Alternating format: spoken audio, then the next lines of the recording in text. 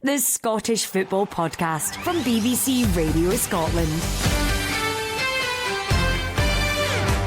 Hello and welcome to the Scottish Football Podcast from BBC Sport Scotland. I'm Liam McLeod. This is Monday the 4th of September. Hope you're well. Hope you had a good weekend.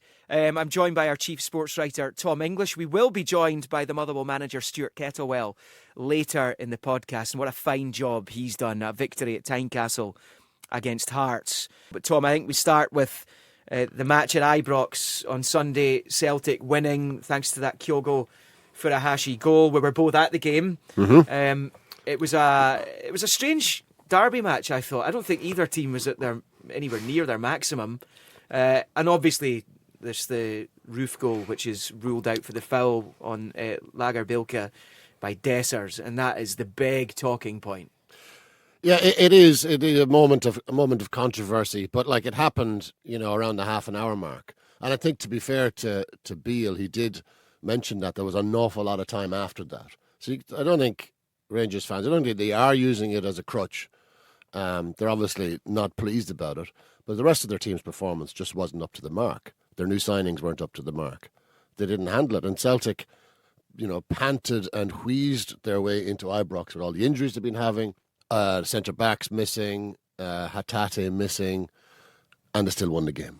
This is a Celtic team that has not been playing well, in a stadium full of 50,000 Rangers fans, a Rangers team, relatively speaking, expensively assembled, most of those players starting on the bench, of course, and I think it's a very, very sore one for Beale.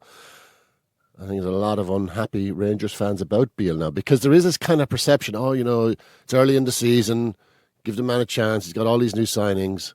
He's been there nearly 10 months. He's approaching 40 games in charge, I think, now. The jury is beginning to take their seats.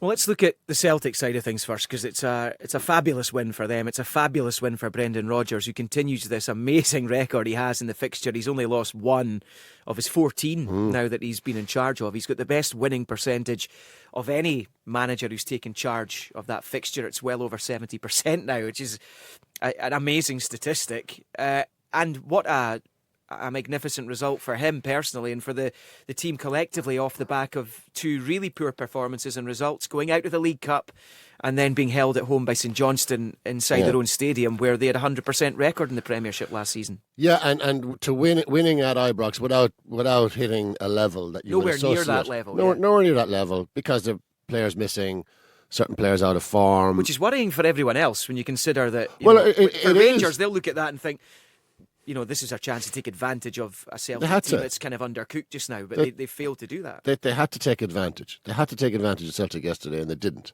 Worst case scenario yesterday for Rangers was a draw, but they lost. And you could see Brendan Rodgers' reaction afterwards, euphoric, hugging his staff, hugging his players, understandably, because it was a very big win, kind of in adversity. So I think it's a huge moment for Rodgers, as you say, continues his phenomenal run. To go to Ibrox with a weakened team, with an underperforming team, and still win, what are they going to be like when Carter Vickers is back? When there's all these battalion of new young players, when he has a chance to work with them, improve them, get them in, bleed them into the team. What are they going to be like then?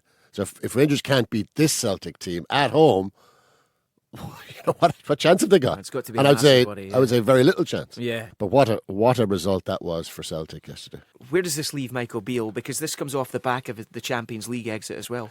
It does, and on the back of last season as well. Like, no one can say now that this isn't his team and his squad. It is his team and it is his squad. I think he's in a tight spot. You could see. I mean, he was one of his substitutions was roundly booed by the stadium on Sunday. I have never heard, I don't think, a reaction like that to a substitution. To a substitution, before. I mean, what happened was they took off Kemar Roof and Danilo came on, and it was clear from the Rangers supporters' reactions they wanted Cyril Dessers off. Yeah, and Cyril Dessers would have known that. So what's that got to do for his confidence? None of apart from Butland. So he signed 9 players, Beale, in the summer. Butland and 8 outfield. Butland is the one success, and he's been terrific. He's been excellent. Massive question marks about all the others. 4 of them started on the bench yesterday, I think. It was None of them have held their hands up and said, pick me, I am the man. None of them, outfield players. That is very worrying. And we could say, oh, it's early days. And it kind of is. But you'd expect of 8 outfield players that some of them would have hit the ground running. But they haven't. So a victory for Celtic, and that puts them top of the Premiership by a couple of goals just now. They are level on points with Motherwell, who produced that fabulous victory at Tynecastle against the Hearts team that doesn't really look like it's at it at all at the moment, which is worrying for Stephen Naismith. We'll touch on them in a moment. We're joined, though, by the Motherwell manager, Stuart Kettlewell, who's had quite the effect on the club and the team since he took the reins at the sort of middle point of last season. Stuart joins us just now in the Scottish Football Podcast. Stuart, good to talk to you. How are things? Yeah, good, Liam. Good. Back at it again today. Back training again this morning, which was good. And obviously just allows us just to tidy things up after the game yesterday at Tynecastle. Yeah, I mean, I'm saying how are things. I know how things are because, going into the first international break of the season, sitting joint top of the league, as the Motherwell fans will call it, despite the small goal difference disparity between yourselves and Celtic, must be pretty brilliant to sit down and look at that at this stage. Yeah, I think it's probably everything we'd hope for in terms of some of the levels of performance we've had. There's been aspects in there, of course, want to be a perfectionist all the time, that we could be better, but to be undefeated in the league so far, to have taken on from, I keep going back to it, but to have taken on, Liam, from where we were last season, the level of performance, the result, the resilience that we showed and togetherness that we showed yesterday, and an abundance was it's nice to see. And we always get these little milestones, don't we, get into an international break. It's always the last thing you think about, isn't it? Or I should say that you've got sort of 2 weeks to think about your last action, and very much for us, it was in a real positive sense. There's so many positives to take from it, and we hope it puts us in a good frame of mind and in a good place getting into the next couple of weeks in the lead up to our next competitive game. Yeah, does this little break here give you a chance to kind of take stock and take a bit of satisfaction in what's been an excellent first chapter of the season for you? No, an answer to it. I genuinely probably just my makeup and my mindset, and I say this all the time, I never seem to take much time to enjoy good results or achievements or anything like that. We've not done anything. I keep stressing that we've not done anything other than we've had a good start to the season. But I think most managers and coaches will tell you that your mind's always drawn to the next thing. We've got a lot of moving parts just now, and that it's been well documented how many serious injuries we have and the length of time that key players are out for us, so that this period of time helps us, work towards getting some of these guys back. We've got players in international duty. I'm out with this morning. I'm out with the guys that were on the bench and didn't get on the park this morning, along with our under-18s group, because we always want to try and progress that. You've seen in recent weeks, Liam, that we've had numerous teenagers in our squad starting. Lennon Miller, the minutes he's played, amongst others, Mark Ferry, guys that have been getting on the pitch and really been involved. So that time today is a good one for us, to bring it back to work with the younger players, but to integrate them with first team players as well. And that's all part of the journey, and that's all part of their development and learning as well. So I love being a part of that. So yeah, I suppose to answer your question, Liam, you're just on to the next thing. You're focused on the next part, and listen, we wouldn't have it any other way. Yeah, you're at home to St Mirren in your next game, which I think was where it all started for you when you took caretaker reins initially. Just on the Hearts win at Tynecastle, it's a fabulous result for you, regardless of where Hearts are perhaps mentally just now and their European match. You've got to go there, and it's a very difficult venue to get a positive result in, never mind a victory. I think when you look at the fact you were down to 10 men for the last 20 odd minutes as well, and the performances on a consistent basis of Callum Slattery, who got the only goal of the game, I think he has been someone who really has stood out under your tenure, but maybe particularly since the start of this season. Would that be fair? Yeah, it is, and I always knew it was singling out Callum, but I always knew his quality. I knew how good a player he was.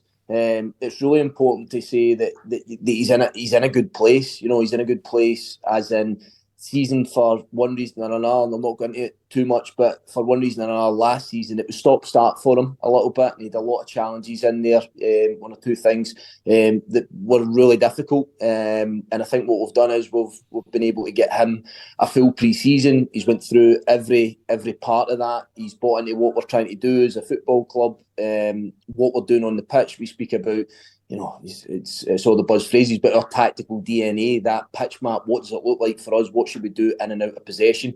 And his talent is incredible. You see that with his effort when he steals the ball. He turns the ball over yesterday and he has that effort from inside his own half.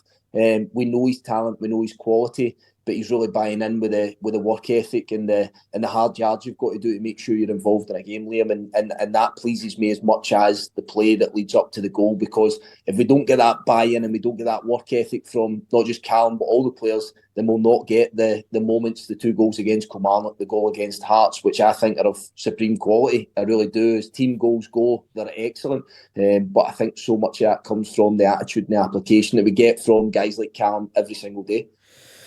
Stuart will play this down, of course, because you probably still think this is still in your infancy of being in charge at Motherwell there, but your winning percentage just now, I think Davy Hayes the only one who's got a better winning percentage as a Motherwell manager, and his games were all of them were in the second tier.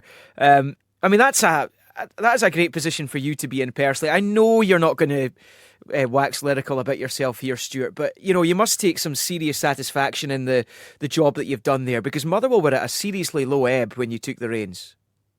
Yeah, the satisfaction that I take, Liam, is, and you guys won't see it, sometimes the bits that you guys don't see, the environment that is the football club, the togetherness of the staff and the players, and all these kind of overused phrases. That is the bit that pleases me most. You come in, we've had a couple of defeats in 23 games, but even at that, still that our body language is the same, still that our approach is exactly the same. I watch the players, as I keep referencing the work ethic, the stages they go through during the week, the buy-in we get. I keep talking about that game plan that we have every single week. A lot of clubs will, but for it to be successful, the players need to buy into it. And I think most importantly as well, I think just that feel-good factor with our supporters. I looked at it yesterday. We sell out our allocation again yesterday. We did so in the away fixture in the Cup against St Mirren. You're listening to the atmosphere around about Fir Park. And I spoke way back at the start in February. I think I mentioned this to you before.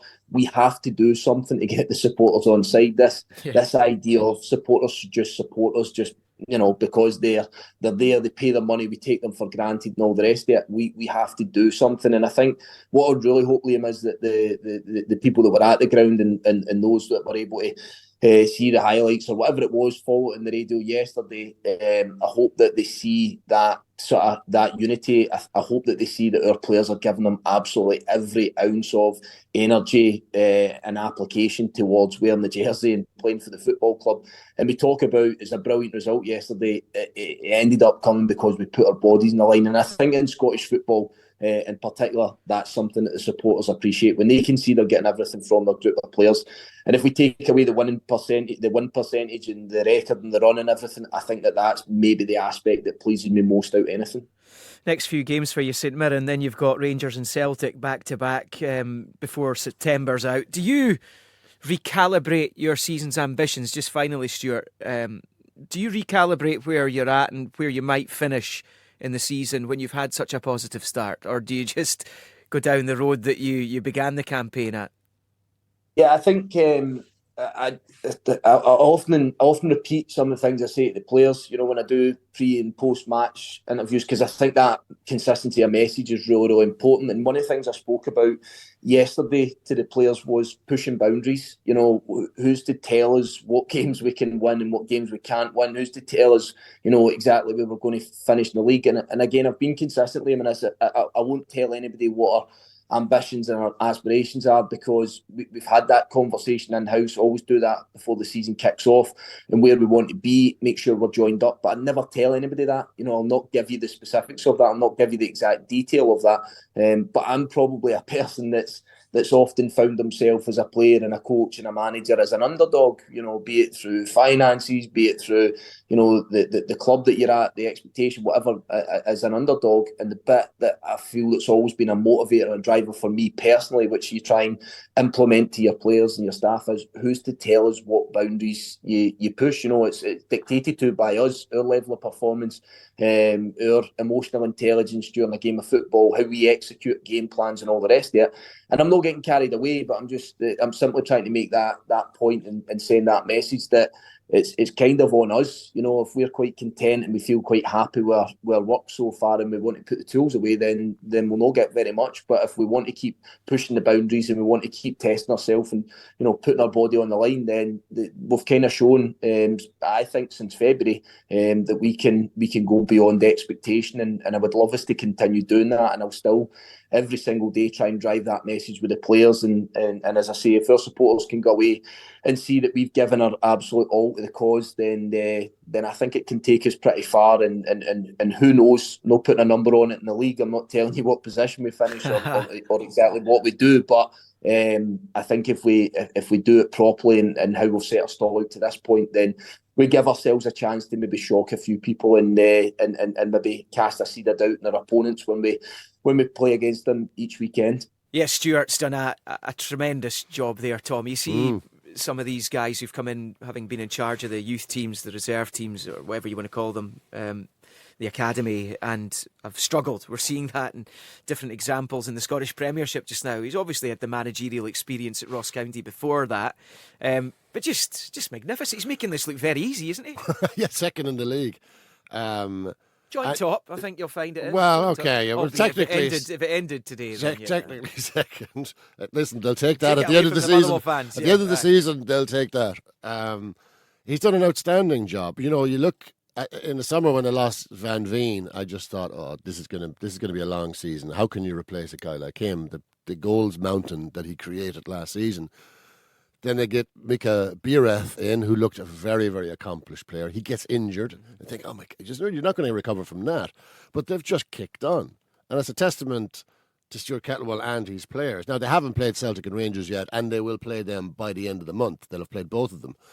That'll be a big test for them. But they're riding high. And, he's performing brilliantly. The team spirit is obviously fantastic. The organisation levels are huge.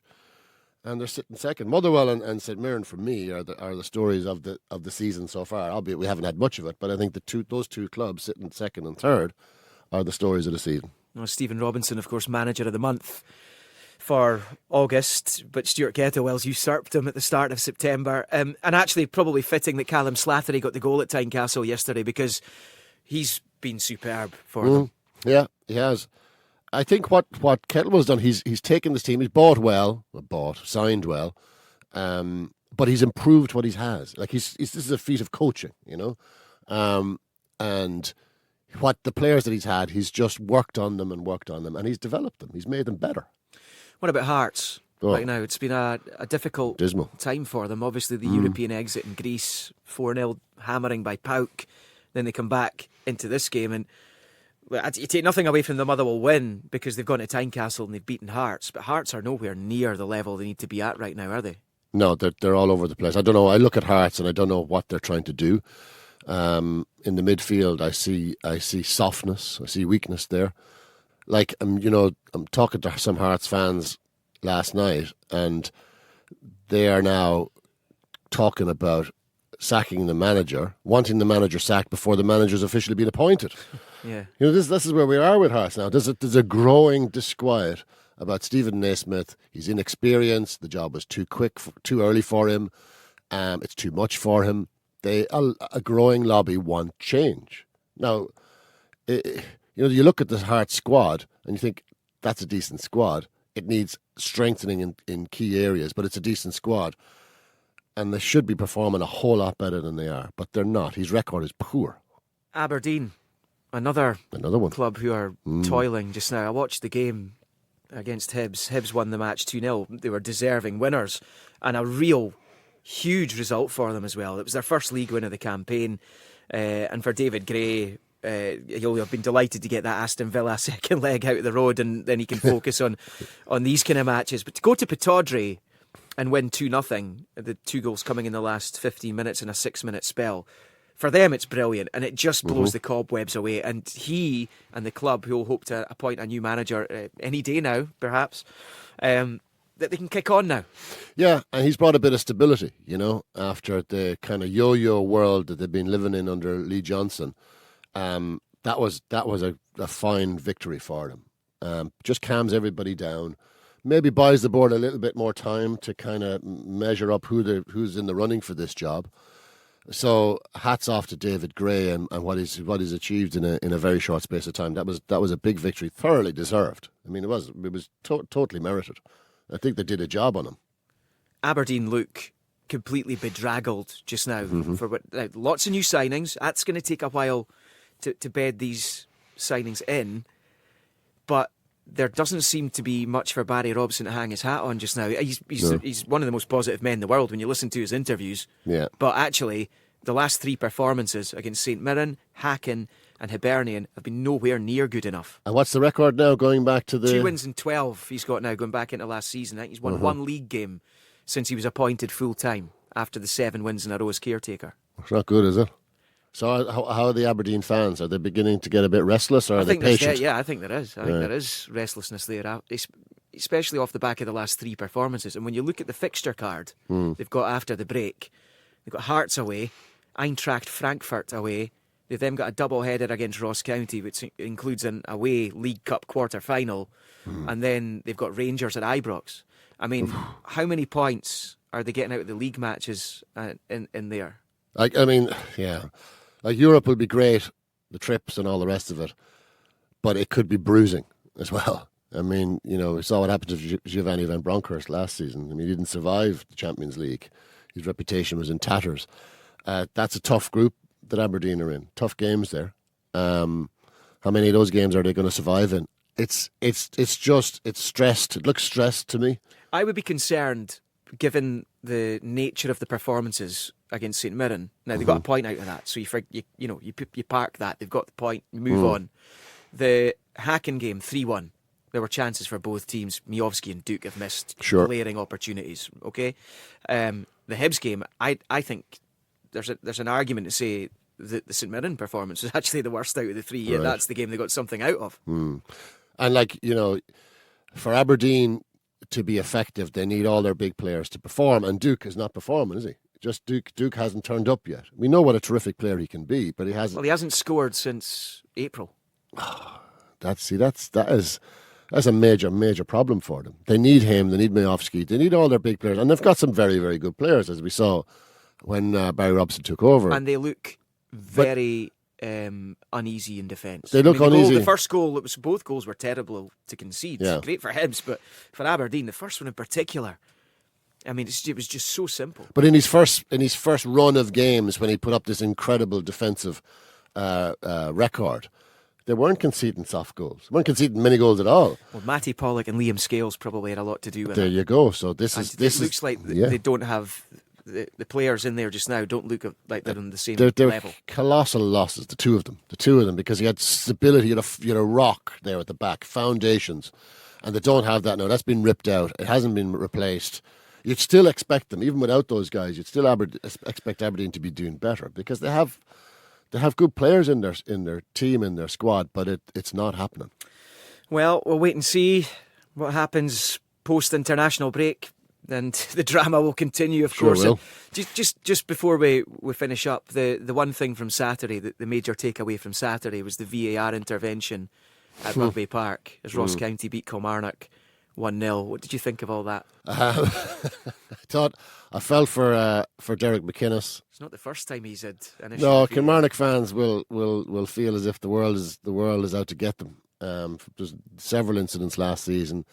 What's the phrase, Liam? It balances itself out. I wouldn't use that about Kilmarnock fans anytime soon. Not to Derek McInnes as well, because you might get a fairly vitriolic response, because they do feel hard done by. I think, understandably, at the weekend. The ref has apologised. So what else can you do with that? The referee's admitted a mistake. It doesn't help Derek McInnes or the Kilmarnock team or the supporters. An apology is grand, but it doesn't get the points back. And last season the same. Look, they're just going to have to plough their way through it, try and use it as an advantage somehow. But it's use that kind of anger to their advantage. What else can you do? Tom English, thank you very much. We're losing you for a while, aren't we? You're off to... I'm going to France for a little while. I'm going to oversee Scotland's magnificent storming of the World Cup. Naturally, World Cup finalists. Chance to plug your podcast then. Yes, absolutely. How often are you doing it? We're doing about 5 a week, starting on Thursday. You're actually going to do some work then. We're going to be podding our heads off. Myself and Andy Burke and an all-star cast, Liam. You're in good hands with Berkey. He's a pro. Thanks, Tom. Thanks to Stuart Kettlewell earlier. There'll be another edition of the Scottish Football Podcast on Tuesday. Remember to keep up to date at the website bbc.co.uk/sportscotland, and we'll begin the build-up to Cyprus against Scotland on Friday in their latest Euro 2024 qualifier. Bye for now. The Scottish Football Podcast from BBC Radio Scotland.